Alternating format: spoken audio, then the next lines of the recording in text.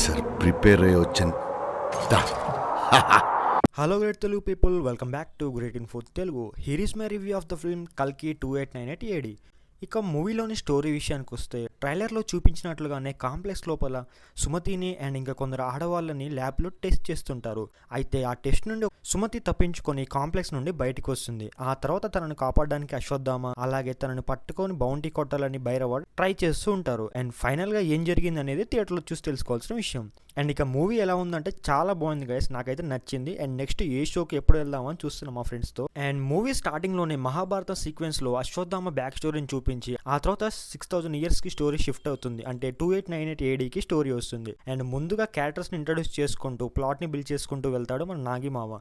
ఆ తర్వాత ఒక 20 మినిట్స్కి భైరవ ఎంట్రీ ఉంటుంది. అండ్ భైరవ ఎంట్రీ నుండి ఫుల్ ఫన్గా ఎంటర్టైనింగ్గా మూవీ సాగిపోతుంది. అండ్ అలా ముందుకు వెళ్తూ ఒక పక్క సుమతి స్టోరీ, మరో పక్క కాంప్లెక్స్ లోపలికి వెళ్ళాలనుకునే భైరవ స్టోరీని రెండింటిని కలిపి ముందుకు తీసుకెళ్తూ ఒక మంచి మూమెంట్తో ఇంటర్వెల్ బ్యాంగ్ అనేది వస్తుంది. అండ్ మూవీలో ఫస్ట్ హాఫ్ అంతా ఒక సెటప్ లాగా వాడుకున్నాడు నాగశ్విన్. అండ్ ఇక సెకండ్ హాఫ్ విషయానికి వస్తే మనం ట్రైలర్లో చూసిన భైరవ వర్సెస్ అశ్వత్థామ సీక్వెన్స్ మొత్తం సెకండ్ హాఫ్లోనే ఉంటుంది. అండ్ ఈ సీక్వెన్స్ మాత్రం మూవీలో ఎక్స్ట్రాడినరీగా నిలిచింది.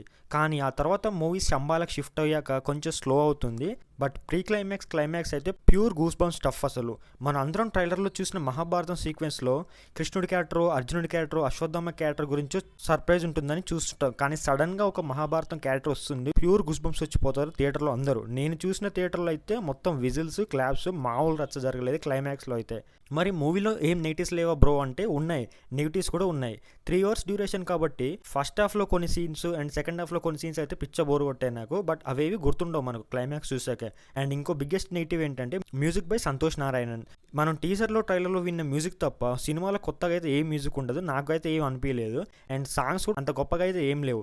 కానీ గుడ్ థింగ్ ఏంటంటే ఏ సాంగ్ కూడా ఫుల్గా ఉండదు మూవీలో, సగమే ఉంటాయి, అలా వచ్చి ఇలా వెళ్తుంటాయి. అండ్ విఎఫ్ఎక్స్ అయితే కొన్ని వెరీ లిమిటెడ్ సీన్స్లో కొంచెం ఆడ్గా అనిపించింది, అంతే తప్ప మిగిలిన మూవీ మొత్తం డైమండ్. ఇక యాక్టింగ్ విషయానికి వస్తే భైరవ ప్రభాస్ అన్న ఎరగదీశాడు. ఎస్పెషల్గా క్లైమాక్స్లో అన్న యాక్టింగ్ అయితే పీక్స్లో ఉంటుంది.